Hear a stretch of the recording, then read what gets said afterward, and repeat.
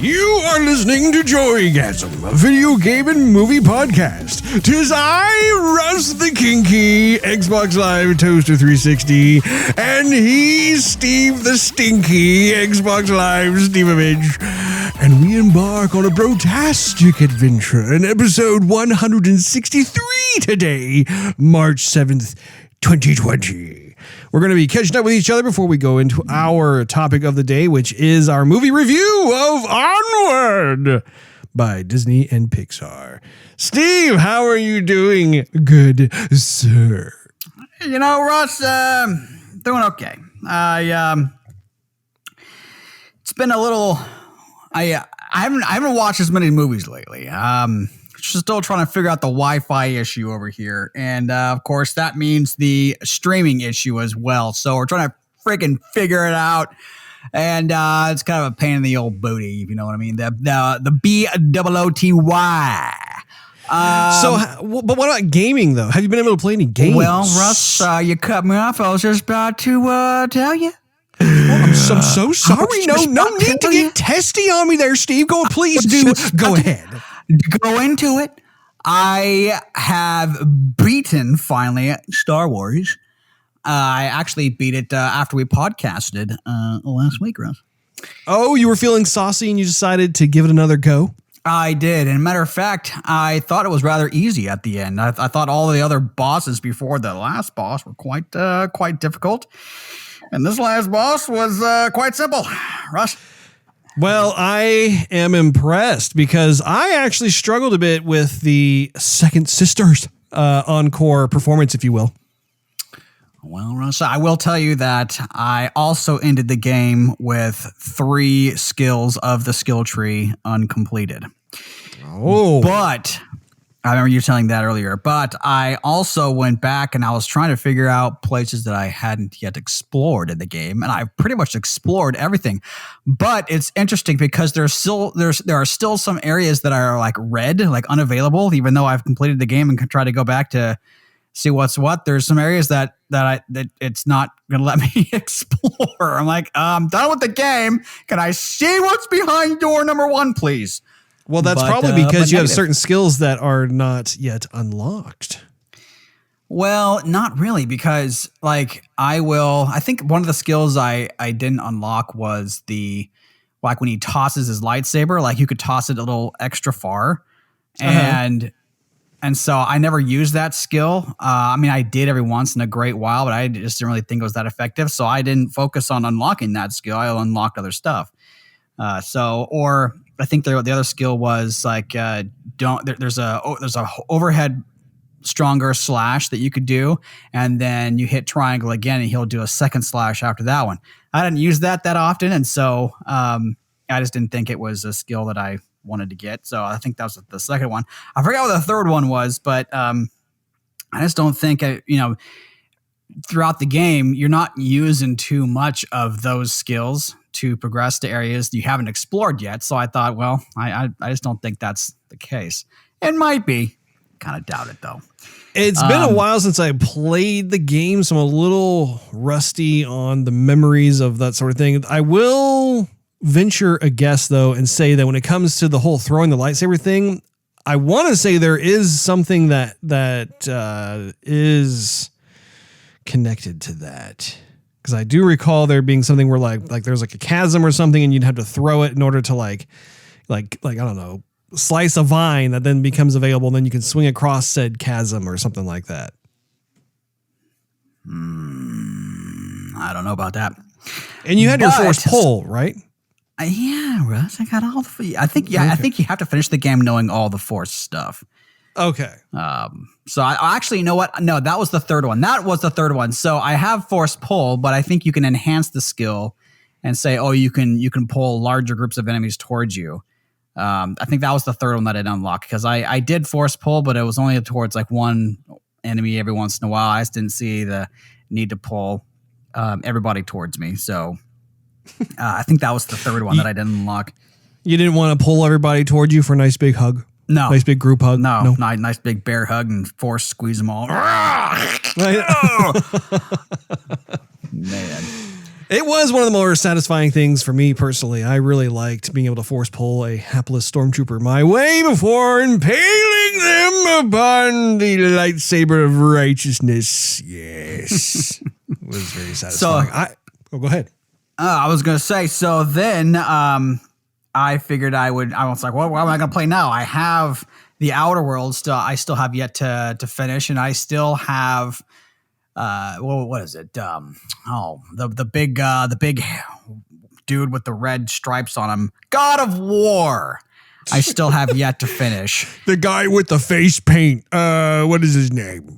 He was at a birthday party. He came home, had some red on his face. He's always upset at his kid for some reason or another. Doesn't want to be talked to. The guy who's in that game.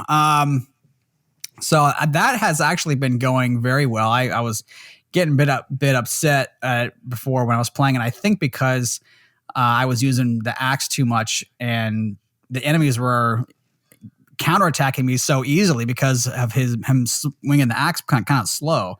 And so I have switched up to hand-to-hand combat, using a little thunder on my left, lightning on my right, and beating the old enemies bare knuckle style, and that's been going well for me, Russ, even with the big baddie bosses.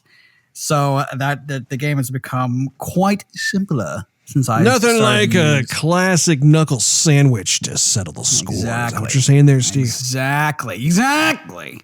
Although I wish there were a few more. I guess they call them executions, but like if you stun an enemy, he's like I'm pretty much almost dead. I would like to have the choice or doing some different moves other than the same move every single time. Because sometimes there's like 5 or 6 enemies and you're all just, doing mass combat. And then if you choose the execution, it's like, okay, this is the last move again. Oh, this guy too? Same move. Oh, number 3 guy? Same move. Oh, number 4 guy? Same move. 5th guy? Same move. And I like, let me have a choice. Let me do something a little bit different, So anyhow, that's my one little criticism. But otherwise, beautiful game. I like the sound too. I mean, I'm right the area where the witch, who is actually a good witch, gets taken, and then she kind of magically does some sort of string on Atreus's bow, but he can't use it yet. But we're fighting like these little dark elves with the wings and stuff, and we're figuring out how to make light bridges. And I like the sound. The sound when you walk across the bridge is pretty awesome. I like that a lot. I'm glad that you're finally making your way through that game, because that is an excellent game. It really is a masterpiece. The farther that you get, you just realize more and more you're dumbfounded by the production values of that game, which is cool. Better late than never, I say. Right. So basically, that's what's been going on with me until we get the movie situation under control. Anyhow, what's going on with you? Well, I'm sorry to hear that your movie adventures have been put on temporary hold, but I must say, Steve, I am glad to hear that you have returned triumphantly to gaming, because you haven't played games in a while. It's been several weeks where I have not heard any type of progress regarding the games. And going back to the Jedi Fallen Order, did you actually beat the Fallen Sister like just one playthrough and you beat her? No, it wasn't one playthrough. I think it was like the second, maybe the third, but no more than 3 attempts, and I got her. Well, color me impressed, because it took me several times trying to figure out just how to get past her moveset. And it took me at least 10 times. So I'm glad that you did not have as much of a time with her. And just let me ask you, Steve, was that ending just not the most satisfying ending when Darth Vader comes out? No, that was awesome. Actually, you know what? I knew he was going to come out now, not because I knew I'd see him sooner or later, but because somebody had already spoiled it on YouTube, and I didn't spoil it, did I? Just flipping through. No. It wasn't even you. Somehow it appeared in my feed. I guess I don't know. I don't know. maybe it was my phone just heard me talking about so much Star Wars it brought it up. Who knows? It's like, would you like to look at this? How about that? I was flicking through videos, and then it said, the crowd's reaction to when Darth Vader comes. It was just the title of the video. The crowd's reaction when Darth Vader comes out in Star Wars Jedi Fallen Order. I'm like, oh, you got to be kidding me! And like, I didn't even watch the video. Like, it just like that. That was the spoiler from just the title, and so I knew he was going to come out, and I knew I was getting towards the end of the game. And so when I started fighting the second sister again, I'm like, okay, this is probably the last bit, and this is where he has to come out. And so he came out, and I'm like, yep, I knew it. No surprise. I love seeing him. I mean, he's one of my favorite villains of all time. My credit card even has Darth Vader on it, for crying out loud. So, so anyhow, I that was a big surprise removal from me, but either way, I still like seeing him. Well, yeah, I'm sorry that got robbed from you, because it is such a huge payoff. And I had a kind of a similar situation where I was looking at, I think it was on YouTube. I think YouTube is guilty of really giving spoilers left and right, but it wasn't a video itself, but I was reading comments from something. It had to do with the game or whatever, and someone had kind of like popped off and said something regarding Darth Vader, and I instantly just stopped reading comments. I'm thinking, okay, I feel like this is getting a little too close to spoiler territory, and it turned out that was the case. So it was like a halfway there spoiler, in the sense that like I had read enough to like lead me to believe that maybe like Darth Vader was going to have an appearance in the game. I don't know. Despite that, I absolutely loved that entire sequence of him coming out and seeing the look of absolute terror on her face as she's standing there realizing who's behind her, and, you know, having her come full circle and being in the process of redeeming herself and coming back to the light side. And to me, it was so well done in terms of the persona of who Darth Vader is, because Darth Vader is one of those characters that it doesn't matter how old you are, he is absolutely terrifying. And it was so cool to see how he just took her out, dispensed with your buddy, and then like no matter what you could do, like, I mean, you had to run away from Darth Vader. I thought that the folks over at Respawn did a fantastic job characterizing Darth Vader. And really, I mean, even the newer movies didn't do, like, I would say Rogue One probably did a really good job of the cameo of Darth Vader. But other than that, like the prequels didn't do at all like what this game did. Did you find yourself being gleefully like running away like, oh no? Yeah, I did. I was running. Yeah, no, it was definitely awesome. You know, but they need to have some DLC with that game, because I feel like it ended. I enjoyed the progression of the entire game, and I did feel like it was, for the most part, long enough. But I think I would have liked the game to be even longer, mostly because you befriend this extra person, this other girl, which I thought her facial expressions were the best in the game. Like the way they modeled her, I think looked the best. But it's the girl with the. She has some of that green looking kind of magic. She cloaks the ship towards the end. Yeah, she's really cool. Yeah, I mean, I wish the game would have spent longer time either with her or we got introduced to her sooner. I mean, maybe the progression of the game would have allowed me to meet her. I don't know. I just don't know. Maybe a second playthrough, if you can go to that world earlier and meet her and then have her on the ship later on for a longer period of time. Maybe she would have played more of a role. Who knows? But anyhow, I'd be looking for some DLC, even paid DLC if it had more of her in it. You know, there was a sequence in the ship that you're on where Groot? Not Groot. What's the guy's name? The little dude with four arms?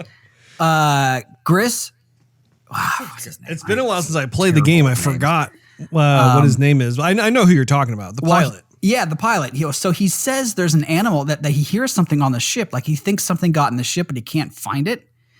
And when you're in when you're behind the cockpit in the little resting area, you can hear a little squeak of a creature behind like some of the pipes.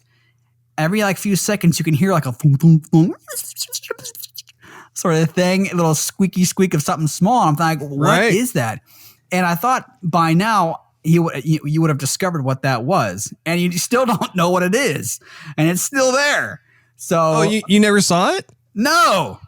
Oh yeah, I saw it. It's like this little alien creature thing that like it's like a stowaway from one of the planets. That's really funny that you never saw it. I've been trying to find it, and I figured it was, I mean, that's exactly what I thought it would be, but I have no idea what it looks like. No one alludes to it after that one time. I'm like, dude, where is this thing? And I think he actually gets bigger because I can hear him more towards the end of the game. But anyway, I haven't been able to see him. Yeah, I don't know. Man, like I said, it's been a while since I played that game, so I can't remember exactly how you go about it. But I think that if you uncover certain, like, I don't know if they're side quests or whatever it was, but yeah, eventually you do see it. Like you see it right there and you're like, oh, you're the one who's like making all the noise or whatever. And yeah, it's pretty fun. I do think that I do agree with what you're talking about with regards to how you want there to be more DLC, just simply because if I had any kind of criticism about the game, it was that the game itself ended too quickly in the sense that I was starting to really bond with my crew. I think for most of the game, due to the fact that you are starting to get to know who your crewmates are and you're starting to collect more characters and that sort of thing, I think the game comes to an end prematurely in the sense that I was really starting to be curious as to the backstories of the characters and forge more of an understanding. Not to mention like if you're able to go into battle and perhaps even have them fight along with you. I thought that was a huge payoff in the last level where you had your fellow Jedi going with you, and there'd be times when you would cross paths and you'd be able to fight together. And I liked how even with her, like there were moments where she was starting to lose control and she was starting to act more Sith-like. All of those things are very fascinating to me. And I think if I had to chalk it up to anything, it would just be that EA probably had a certain timeline that they wanted the game finished in. And honestly, I think I could totally be wrong, but I think Vince, who's the head over at Respawn, I think he was the one who was giving the pitch to EA back in 2013, 2014, whenever it was. And I think only because of his stature within the gaming industry and the fact that they had been doing really well, even after they had formed Respawn Entertainment and they had started making Titanfall, that sort of thing, that EA was willing to humor him and say, okay, fine, we'll let you do a single player story game, but we're only going to allow you X amount of budget and that sort of thing. And then what ended up happening was that Respawn nailed it. They hit it out of the park and did a fantastic job. And EA is left with going, it kind of is reminiscent of last week's episode of Joygasm where we talked about single player only versus multiplayer only games. And I think that's what ended up happening was that they were able to prove to EA that, look, this is a viable platform. You don't have to constantly go multiplayer only like with Star Wars Battlefront. You can, in fact, have these compelling single player story Star Wars titles. And it's my hope that they're able to have a green light for a sequel to Jedi Fallen Order. And not only that, but have perhaps like a budget that's double in size, because I, for one, would love to see this continue on and have more canon be presented in such a way that they kind of touched upon in this game, because I think a lot of what they did in this game is exactly what I look for in a Star Wars experience. Is that the same for you? Pretty much. Yeah, exactly. That's what I'm saying. Like, I mean, it was my pick of our podcasty game of the year. And like I said earlier, I mean, I'd love to spend more money on DLC, and I'd love to play through it again, but I'd also like to play through it either if it is the second time or the third time when the new PlayStation comes out, and I can see the up in resolution and graphics and stuff. I mean, it'd be totally worth it. Even if it was the fourth playthrough, it would be totally worth it at that point. Yeah. Yeah, I do think that it was a love letter by Respawn Entertainment toward the Star Wars franchise. I think that in terms of the environments, most of the environments were, I thought, breathtaking. I thought that the original characters they introduced were really cool. They fit within the Star Wars universe. And the different types of adventures that you found yourself on as it applied to the story progression, I thought was well realized and something I could totally see existing as kind of the overall extended Star Wars universe. And I found things like you putting together your own lightsaber and choosing the color and all that stuff. I mean, it was a lot of fun to be able to go through that. And it just felt like it was more of your own. You know, you had more of a sense of ownership over that lightsaber. So I'm glad that you finished it. I'm glad that you had a good time. And I'm curious to see how you go on with the other games. For me, though, I actually have kind of a fun story. A friend of mine said that he had found a pinball machine. It's not necessarily a store, but it's kind of a pinball arcade. And this is a place that's located in Alameda. And it was really fun. We actually ended up going out for pizza one night after I got home from work. And, instead of making the drive all the way up north, I ended up taking my friend's invitation up on going to get dinner. And so we grabbed pizza, and then he said, "Hey, I want to show you this place. It's a pinball machine place." So we go over there. This store, I keep calling it a store. We'll just call it an arcade. This arcade is multiple rooms filled with nothing but pinball machines that go all the way back to the 1950s. Wow. So it's a bit of like a vintage antique pinball arcade type of place, but it was a fantastic way to be able to unwind and hang out with a buddy while traffic died down on the freeway. And I was able to check out games that were like for like 1956. They had my favorite pinball machine, which is Medieval Madness. I know I've talked about before on the show. And they had even pinball machines that you would recognize, like the Terminator 2 pinball machine. You know, that was a big one that was back in the early 90s.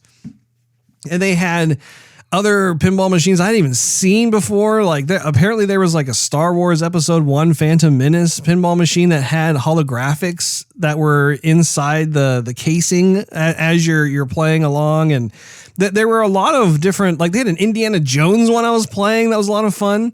And the way they had this thing set up was that you essentially could pay like $5 and you could play for like an hour. And you could play any. They were all there. Like you could pick anyone you wanted, and you could play it as many times as you want within that time frame. I'm thinking, dude, I need to come back to this place. This is awesome. I'm even thinking about taking my camera or video camera just to be able to document the place because I think it's such a cool place. And even when we were leaving, there was a sign out front. Apparently, they have these professional pinball players that come in. They have different types of competitions that are hosted there.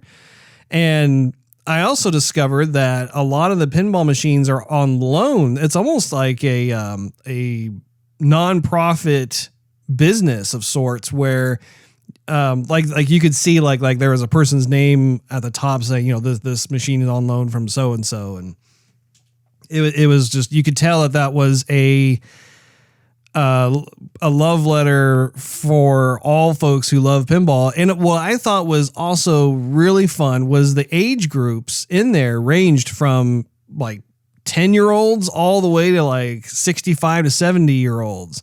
And it was a bustling place. So people were just in there having a good time playing all their favorite pinball machines. And I, for one, I didn't even get a chance to play all the different ones that caught my eye.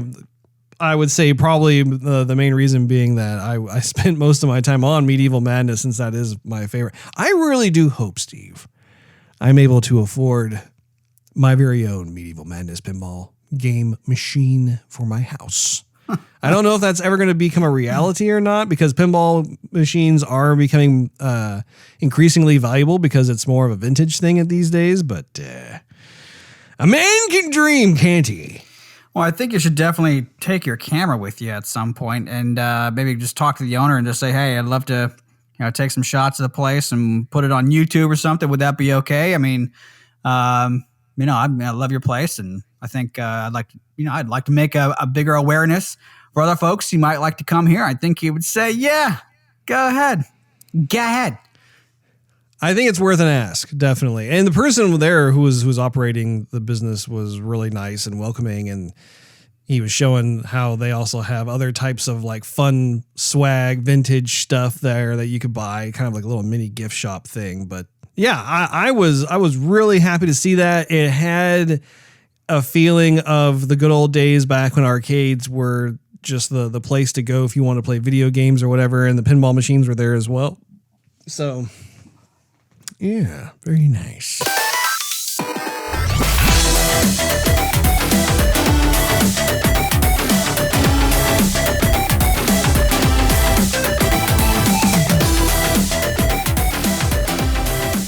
Well, slap your Pegasus on the ass and roll the dice. It's time for the topic of the day.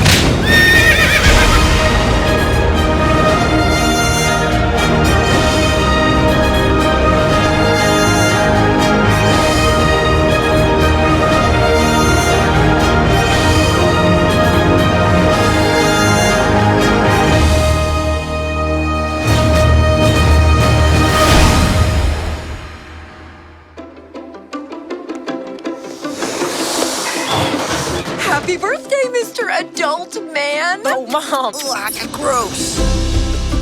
What was Dad like? His beard was scratchy. He had a goofy laugh.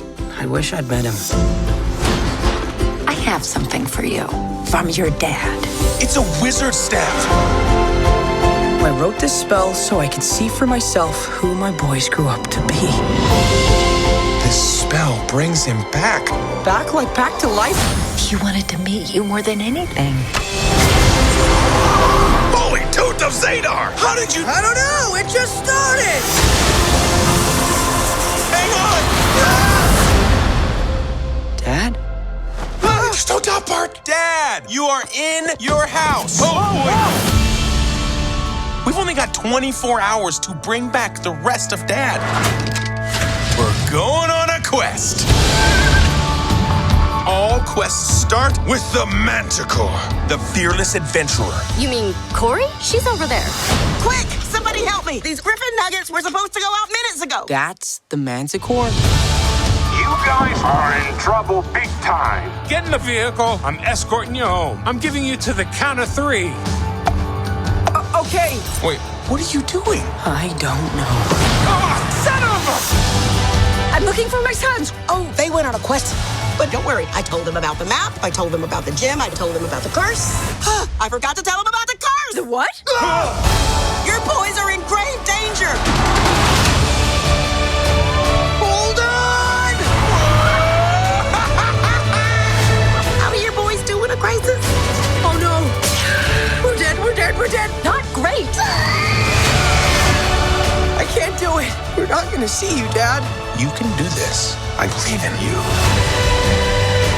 My gut knows where to go, don't you, boy? Yes, you do. I'm on my way, boys. Just stay out of trouble.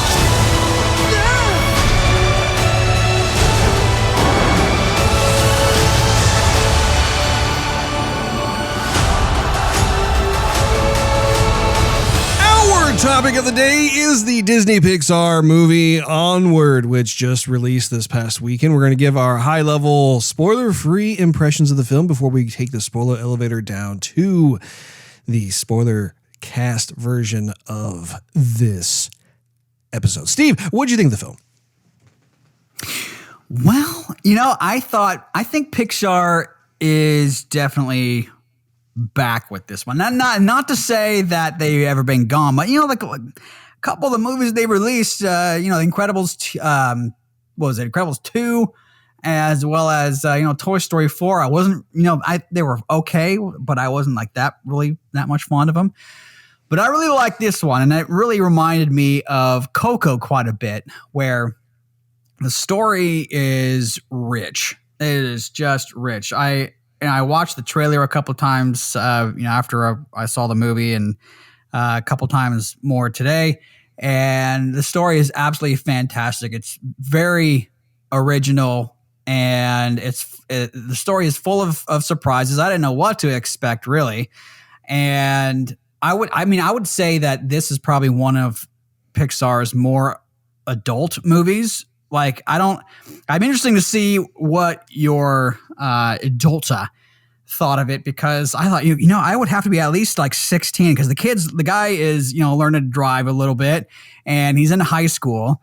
And so I would think that, already that's the age group that they're identifying with. And then going forward, I just think that this was not very much a kid's movie. That's not a criticism. That's actually a good thing for me anyway. But at the same time, it's not a movie that I care to watch a lot. I can watch Toy Story 1, 2, and 3 a lot. I could watch and have watched Finding Nemo a ton of times. I could watch Ratatouille a ton of times. I just don't see. I don't think I could see this one. Just throw it in the machine and give it a whirl. I don't think I could do that. However, it does play on your heartstrings quite a bit with the story. Like, I keep going back to the story. I did think that if they had a little more time, I think they could maybe polish the characters a little bit.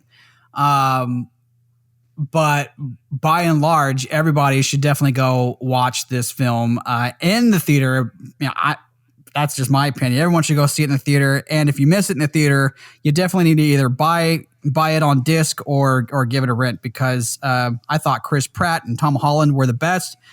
No one else could have fit Chris Pratt's part. I mean, I thought he did absolutely fantastic. Tom Holland, I think he did good too. I thought that in the beginning, I was thinking, you know what? I'm just going to hear Spider-Man's voice throughout the whole movie, and I'm going to think Spider-Man, and I didn't. So I thought Tom Holland did a fantastic part too. So, but anyhow, I loved it. They had me in tears in the first 15 minutes, and then they had me in tears at the end of it. So, but anyhow, I've had a little bit of time to digest it, Russ. You actually just saw the movie. You're probably in new movie watching Glow by now. And so let me ask you, how was it with taking the fam bam to see it? And what did they think? What did you think? And what was the consensus? So we actually ended up getting to the theater a little bit late, and it's my fault. I was making breakfast for the family. I made some delicious scrambled eggs and toast, and we ended up leaving about, I would say, 10 to 15 minutes later than I would have liked. And so we ended up missing like the first 10 minutes of the movie. So not a huge issue, but it was something where I was trying to find my bearings with kind of like, okay, what's happening? But it was interesting that you mentioned about what my daughter would think, because I think that she did like it, but I do know that there were actually a few times when she was actually pretty scared that she was burying her face into mommy's arm. And then I won't get into the scenes that I want to spoil or anything, but I think overall that she liked it quite a bit. I agree. I think that it was a lot of fun having Chris Pratt and Tom Holland as the two main characters. I think it speaks highly of the fact that they can go beyond just what they do in the Marvel Cinematic Universe. I found myself, though, thinking about Jack Black, because I think that Jack Black could have very easily done the character that Chris Pratt played. And you have to forgive me because I don't... Barley or something? Yeah. Yeah, I can't remember the characters' names off the top of my head. My head. And do you remember the two main character names? I just kept remembering them calling their dad over and over again. I'm like, wait, what are their names? Yeah, it was. It's nuts. It's Barley, and it's what's Tom Holland's name? Ian. Ian. Okay, yeah, that's so funny. I remember Ian's name being said, but Barley, I didn't remember that at all. I don't think his name gets uttered all that much throughout the film. Either that or maybe I just didn't pick it up. I'm not sure, but I think that Jack Black would have been a great addition to this film, whether he was the main character of Barley or if he was another character entirely in the film somewhere. This movie was screaming Jack Black to me in terms of the opportunity that Jack could have brought in terms of like just his infectious personality and how he's into this stuff. Like this whole fantasy realm thing, he would have had a field day being one of the characters. So yeah, he would have. And yeah, sorry, go ahead. No, go ahead. No, please. I was going to say, I was going to just interject real quick. This is one of the very few Pixar movies that I really definitely do want a sequel, and I'm hoping, and that's a perfect idea to have Jack Black be a new main role if there was a sequel. Yeah, I totally agree. I think that it is begging for it. Having said that, though, I don't want to take anything away from Chris Pratt just because I think that Chris did an excellent job as Barley. Another observation I had is I totally saw you and I in those characters.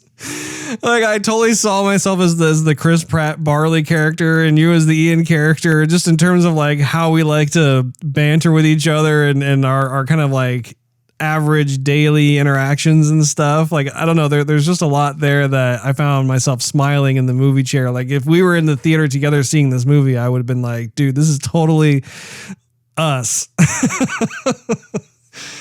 But anyway, don't know how you feel about that, Steve. Let's see, what else did I think about this? I did think that it probably so I go back and forth with this. On the one hand, I thought it was very fresh to have the approach that they did where it was brothers.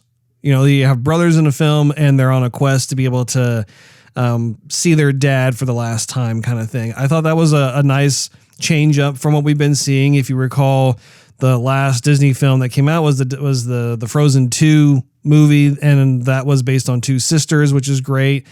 But we really haven't had any kind of brother-oriented film from Disney and Pixar, at least none that come to mind, really. We have had like different buddy films that have had like, say, like the two male characters like Woody and Buzz, that sort of thing. But I do think that this film was not on the epic level of storytelling that other Pixar movies have been in the past. Not to say that I didn't enjoy the movie at all, or that there were even some tearjerker moments, because there were a couple in there that definitely got me all misty-eyed, and my wife actually was just a mess at the end of the movie. Like I had to go get more napkins because she just couldn't stop crying. So there is a lot of that to be had with it, but yeah, like for me, the movie almost had kind of a blending between a DreamWorks animated film and a Pixar film. So it was a bit of a reaction that I keyed upon, and I'm still processing through it. But overall, it's a fun movie. I think that if you've got little ones or whatever, or even yourself, and you want to go check out an animated feature film, you should definitely go check it out. And with that said, Steve, why don't we go ahead and magically make our way into the transport device known as the spoiler elevator. And Steve, I have a question for you. Yes, my wizard staff is bigger than yours. Well, go ahead. I was going to ask you if you could be any fantastical creature, which would you choose? Oh, I would have to either be maybe a Pegasus, or a Griffin, maybe. Possibly even a gargoyle. Russ, I don't know. A good gargoyle. Garden goyle. A lawn gnome. Wait, no. Because you could be an elf. You could what about be you? An orc, a goblin. No, not me. No? Maybe you. What are you thinking of? You see yourself as a Shrekky kind of orc, Russ? No, I'm not exactly sure what I would be, Steve. I'm going through the different things of, I guess, different classifications, different categories. You have your dwarves, you have your elves, you have your giants, your wizards. Not exactly sure. Your knights, your paladins. And then, of course, there comes the whole question of hybrids. What if I wanted to be like, I don't know, an elf slash, I don't know, orc or something. I don't know. There's just different types of creatures. Am I allowed to do that? I have no idea. Hey, sure thing, Russ. You know what? It's your imagination. Who's to tell you what you can and can't do? I think I'd probably be a wizard. That's probably what I want to be, Steve. A wizard. Just because I can do cool light shows. And with that said, we have reached our spoiler floor. We are going to be going into the spoiler version of this film, so if you haven't seen it, you might want to pause this. Otherwise, you just resume us. So in the plot, please, Steve, can you give us a lowdown as to what went on? Okay, so you basically have this family. Actually, no, let me stop there. So, okay, hold on. Start over. So the story takes place, it's in this magical land where everybody helped each other out, where, those who had magic help each other out for those who didn't, like, starting fires or helping, people cross bridges, levitating, whatever. So a world of non-war but magic. But as time moves on, inventions take place, and people said, hey, we invented all this good stuff so that you don't have to use magic, and so everyone kind of forgot. Fast forward to modern times. Two brothers, grown up. Dad passed away a long time ago, and on Ian's first birthday, he is given a gift from his father, and basically they are able to spend 24 hours with dear old dad. The only thing is that the only way to bring it back is with magic, which has been forgotten, and so they botch it a little bit, and they only bring half of him back, which is his legs. And they spend the rest of the movie trying to find this gem, which will basically complete the spell, and they can spend time with dad. And along the way, they get to know each other a little better, and they get into some trouble, and it's a wonderful movie. There you go. There are some things that I thought were important to key on, one of which is the animation quality of the father's legs and feet. I do think, I wanted to ask you this, Steve, when you were watching the film, when the father was, obviously his only means of being able to tell where his sons are through touch. And I found myself getting the heartstrings pulled, like when he would kind of nuzzle up his foot up against one of his son's feet. And it was done in such a way that it was heartfelt, endearing, and very much a parental love for their children type of thing, despite the fact that it was all acted and performed through a foot. Yeah, actually, I was going to ask you about that too, because some people have found it a bit controversial that all you're seeing is his lower half, his pants and feet. Which can be, it's his pants and feet, which is a bit awkward, but at the same time, it really makes for the most of nonverbal communication. If you don't have a head talking to you, or what would it be if it was the other half, like walking around, just torso, arms, legs, and a head? That'd be weird too. So it really forced. Let me stop you really quick there, Steve. Let me stop you right there, Steve. I thought it was an interesting choice, really. When because you can go back and forth. On the one hand, I would be fine if they had the upper half and like he wasn't able to get around because he didn't have his lower half, so then you could have all kinds of gags and stuff going that way. But I'm glad that they went with the legs and feet, just because as a movie going viewer, suddenly I'm placing my own father in the top half of that, even if it's not directly related to the movie or the story or anything like that. Like having that kind of fill in the blank with your own father, if you will. I think that really helped propel more of the emotional value with that character. But please continue, Steve. Right. So, actually, I forgot where I was going with that thought since I was broad-sided. Oh, bro-sided. Sorry. Bro-sided.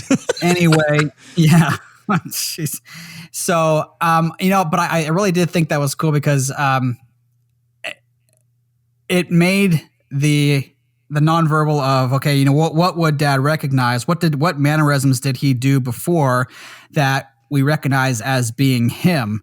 And so, like with Barley, he would do the da da da da da sort of thing. And even though it was just pants and there was no physical, torso and top half, it was their father. And that was a form of communication of, hey, this is me. And I know this is you, and you recognize me as your son, and I recognize you as my father because of this little small, little tap beat that we did with our feet. And either way, it was still very special, just with the idea of, hey, our father, or even, it could be extended to any kind of loved one, but our father, who I've never met, has been gone. And because he wanted to see how his boys turned out and to spend a day with them, he had this spell, but the spell obviously got botched. And so all you have is this, and you're trying to, you spend as much time with this person until you never ever see them ever again. And it almost leads to, even if I have this, half of this person with me, I would still rather choose that. Not even be able to have a full-on verbal conversation with the person. I'd still rather have that than absolutely nothing at all, even if it was for 24 hours. So anyhow, yeah, I guess kind of bridging off to what you said, it's kind of the same thing where it makes your imagination kind of go on of, okay, if that's all you had, how would you spend your time? How would you communicate? Would it be okay? Would it be weird? What would it be? So anyhow, I thought it was it was kind of controversial, but at the same time, I thought it was kind of the perfect way to describe that. If you had magic, if you were to bring this person back for a day, what would you do?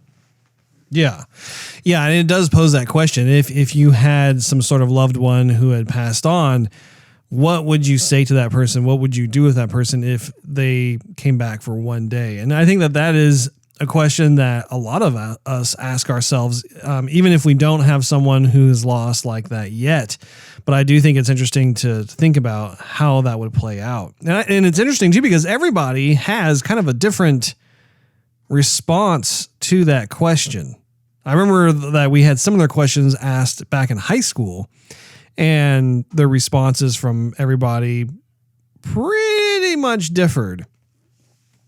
One of the other things I thought was worth talking about was how the world itself was set up in such a way where you had these different beasts and creatures that are predominantly from fantasy and Dungeons and Dragons, and how like what, to your point, what you were talking about, they have essentially kind of forgotten a lot of like how magic is used, or almost like the origins of where they all came from, because they kind of got caught up in the daily minutia of everyday life. So it was almost a blending of real world with going to jobs, and you have school to go to, and you have your community and that sort of thing, but with these characters that normally you would not associate with that sort of thing.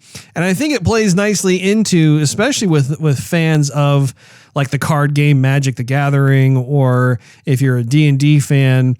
Honestly, I think of our friends over at the Bombarded the Bombarded podcast. This is a film that I think they would absolutely adore. In fact, I should probably text them after this recording and see if they've seen it, and if so, what did they think? Because I could see the personification of the characters that they play on their podcast being in existence in this world. And it was fun in that regard. I'm trying my best to describe this, and I have, as well as you, friends who really love kind of the role-playing Dungeons and Dragons kind of thing. And it's fun because in this movie, the characters that were there, it's almost as if those characters are how I see my friends who are into that sort of thing. Like if I go to work and I see colleagues who are into it and stuff, it's almost like that's like how they would look, like if they could somehow blend their interests and hobbies of D&D and that sort of thing with like their everyday life. I think it's almost like that's kind of the motif that they were going for. So I don't know if you saw that as well or not. No, yeah, I definitely did. And I thought it was a great storytelling where the brother's into D&D. He's obviously the geek of the partnership there, and it makes sense for him to say like, oh yeah, of course it's just a game, but I mean, it's a game based on history because in their world, it basically is, not, I mean, like in our world, it'd be like, what are you talking about? But because they live in the mystical world who has moved on to basically our world with technology and planes and, phones and stuff. It makes sense for him to be like, okay, the curse and the dragons and these mystical creatures and spells and it makes sense, but it's awesome storytelling. Yeah, I actually wanted them to dive deeper into it, and I wonder if it was just because it's a family film, so they weren't able to go as far as I would have liked them to personally, because I love the idea that they're trying to get the rest of their dad to appear, and so that acts as a vehicle for being able to go through this huge quest that they are on. And I love the 80s van. I think that it's almost kind of like a 70s, 80s style van, I think it was actually more 70s. Yeah. Yeah. It's probably more 70s. And it acts as almost like a metaphorical homage to when D&D got started. Because D&D, I believe, got its origins in the 70s. And of course that was when you had a lot of the pen and paper, a lot of the board games and that sort of thing come to fruition. And the van itself was such an iconic thing for that time period of like kind of like the late 70s, early 80s. And I thought it was a wonderful match. I can remember seeing vans that would have like those paint jobs on the sides, kind of like in Onward, where like you had, I mean, maybe not necessarily like a Pegasus on the side, but like it was totally like some kind of, fantasy oriented paint job on the sides of those things. And yeah, I thought that was a lot of fun. And I did like the different things that they came to. And it reminded me of some of the video game adventures that we had been on with RPGs and stuff. And I liked how Ian was able to tap into his wizard abilities and be able to do things like have an invisible bridge. And I liked other things too, like how Barley ended up getting shrunk down. I thought that was a lot of fun with him dealing with the pixies and stuff. And again, I think that all of those things are wonderful throughout the film. I just wanted to see more. I really wanted to be able to see perhaps even kind of a dungeon crawler portion of the film, because this is clearly part of the world that they exist in. But again, I think that they probably had to be mindful of, the little ones watching. They didn't want to probably scare them too badly or anything like that. But like to your point too, if they end up doing a sequel, I would love it if they were to dive deeper into more of that, because I do think that it's a rich world with tons of opportunities, not only to have funny jokes and that sort of thing that are known for Pixar movies, but also to just being able to explore more of how this whole thing could coexist together with the real world versus the fantasy world. Yeah, it might just be like a Lord of the Rings type thing where you like the Two Towers a bit better than I do, but I like Fellowship more because to me, laying the groundwork is extremely important and vital to the rest of the story. And I can kind of see that's what they did here, where they kind of wanted to maybe test the market to see, okay, people understand that we're Pixar and we make kids movies, but kids movies that adults could also relate to. And so we're going to put this out with a safety net, seeing what crowd actually responds the most to it. And depending on what crowd responds most would be, possibly result to a sequel, or, we'll just keep it here. Or if we do a sequel, we'll do a sequel, but for the audience that appreciated it the most. Mm-hmm. Because if you think about it, I mean, there's a lot of area to explore. They just went on their on the highway for a little bit. I mean, they didn't hardly went on. They went on a quest, but not very far. So they have a lot further to explore, and they could talk with maybe Jack Black could be like an uncle who who also is way into wizardry or something, even more so than Barley, or just other characters, other spells, other, whatever. I think that leaves a big wide door open for a sequel. Yeah. And there are other actors too that I think would be shoo-ins for having, whether they're cameos or just being supportive characters or what have you. But yeah, I do think that they left a ton of opportunity open where if they were to come back and revisit the world, there's a ton of it that hasn't been explored yet.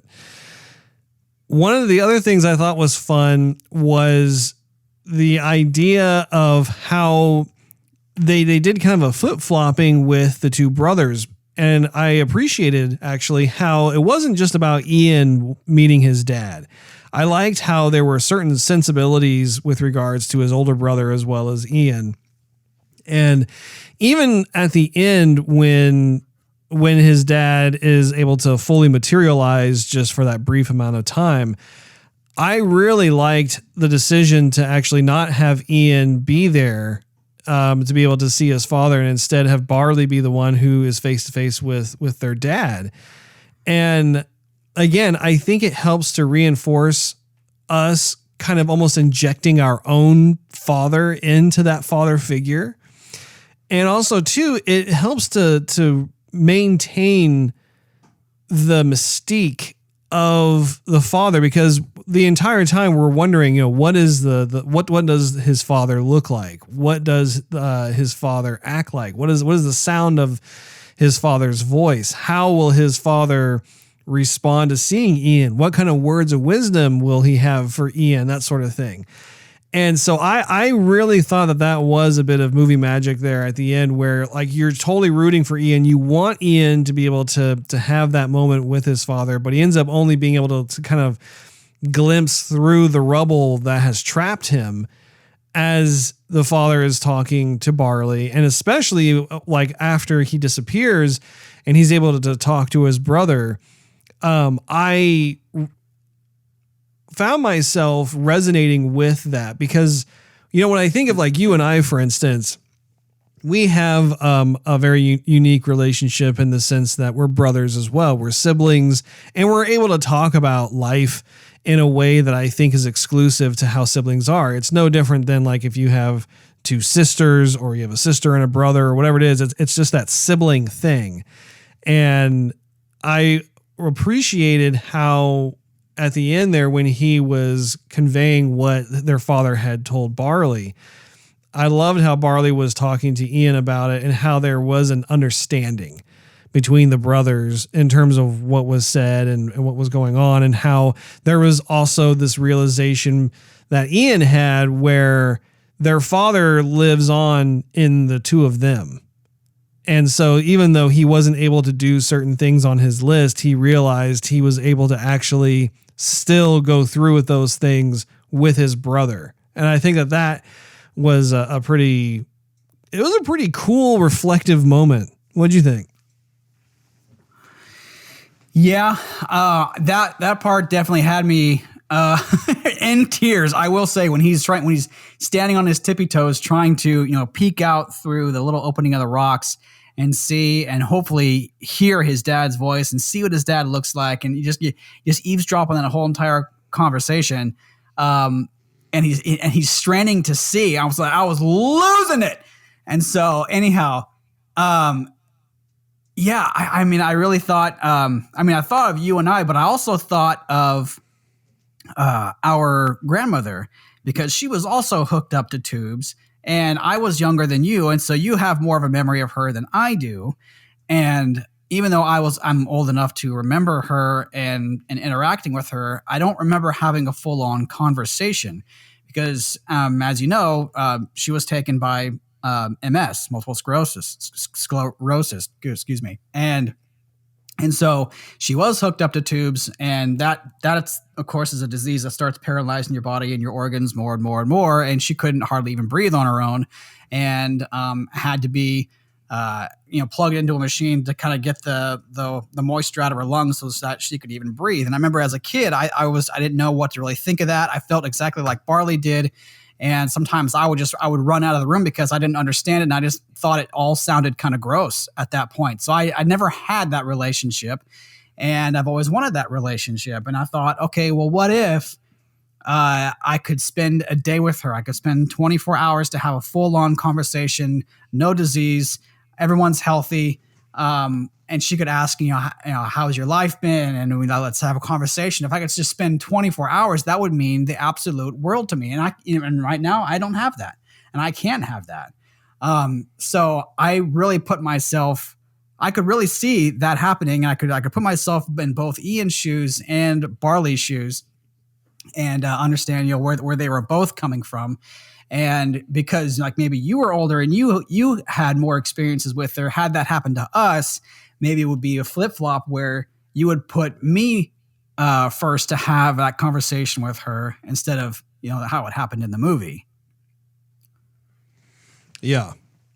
Yeah. I actually had the same thing when that got mentioned about their dad being like hooked up with tubes and stuff. My mind instantly shot to grandmother about that. So it's interesting that you had the same. It makes perfect sense now that we're talking about it, but and it's true. Like when you're a kid, you don't understand everything. You have a limited capacity of understanding what's going on with any given person, especially folks who are having to go through something like that, and they're hooked up to machines, whether it's to be able to breathe or to be able to eat or whatever it is. That can be a scary thing.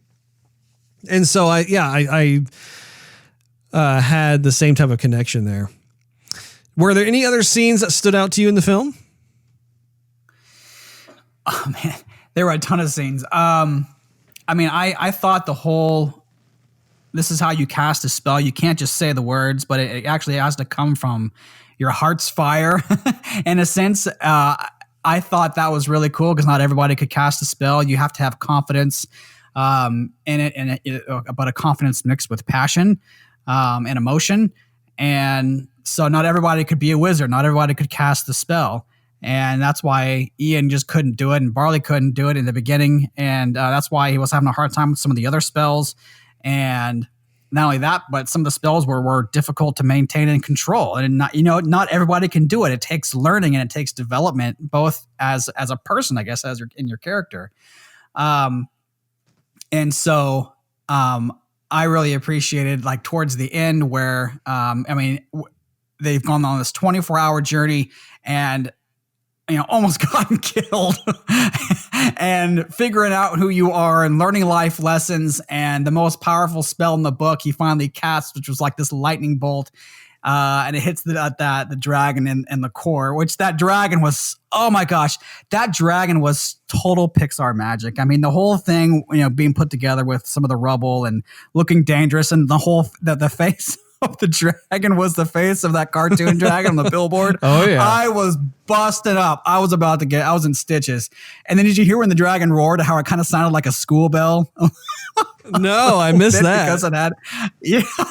I heard it. Maybe it was just me. Maybe it was my mind playing tricks on me. I'm going to go. I definitely want to pick it up when it comes out. So I'll definitely give it another whirl. But, anyhow, I could hear, it sounded to me like there was a mix of a school bell when the dragon roared.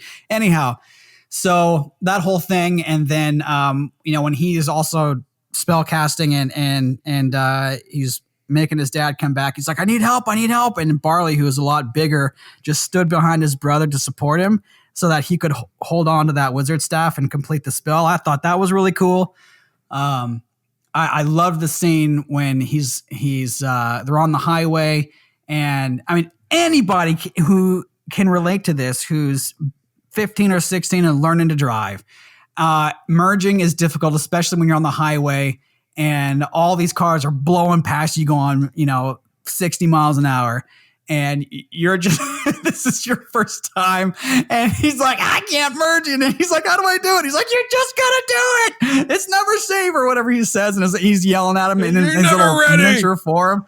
Yeah, exactly. Oh, I love that. With all the pixies, like the pixies, like the Hells Angels. Oh my gosh.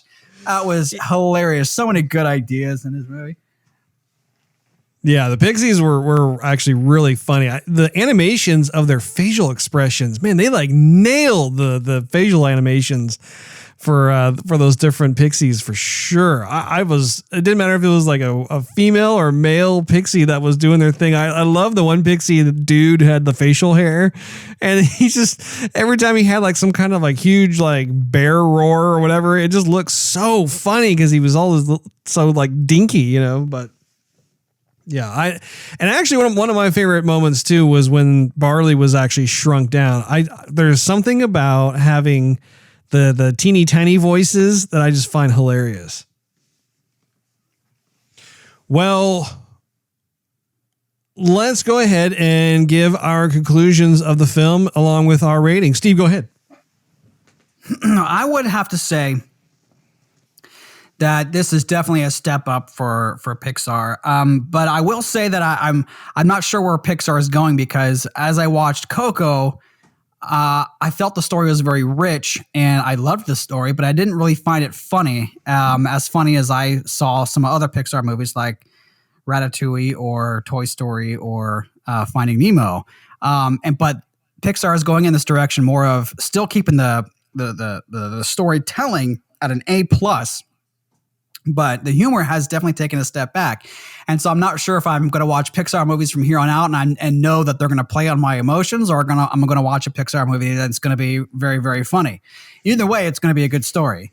Where I felt the movie kind of fell short a little bit was that I kind of felt that it needed to be a little bit longer with the characters fleshed out. I mean, Ian, even though I liked him and I liked Barley, I felt that there was something missing where either they misplayed Ian as only being a loner in high school and just having a rough time throughout his whole life to make friends. And I kind of looked at him like, you have no friends? Like, even like I was a really shy guy in school and even I made friends. I mean, Ian, like there's nothing wrong with him at all. He's not awkward. He's not a weirdo. He's just a regular kid who's shy and he's made no friends. I'm like, I don't think so. But I think there was also a moment where I think there should have been something more with Ian and Barley where both characters are very strong, but it seemed like Ian saw Barley as just this roundabout, careless, not careless. Yeah, I guess careless kind of person who just went with with what his gut told him and wasn't afraid of anything. But I think there was still something that Barley could learn from Ian that wasn't there. Because all that was really shown, at least all that I picked up, was that Ian was learning from Barley, but Barley wasn't really learning from Ian. So I definitely wanted something more with that. And I thought the whole thing with Mom's boyfriend was kind of a waste. He was just there for kind of comic relief, but it was kind of a waste. You know what I mean? I think they had a real missed opportunity where they could have fleshed him out more. And all he was just there was like, oh, that's just Mom's boyfriend and whatever. Like, he was just a figure. Other than that, the story is absolutely, no pun intended, but magical, and I adored the story, and I will definitely pick it up. I hope they do make a sequel. This is one of the movies that I'm definitely wanting a sequel for Pixar to do.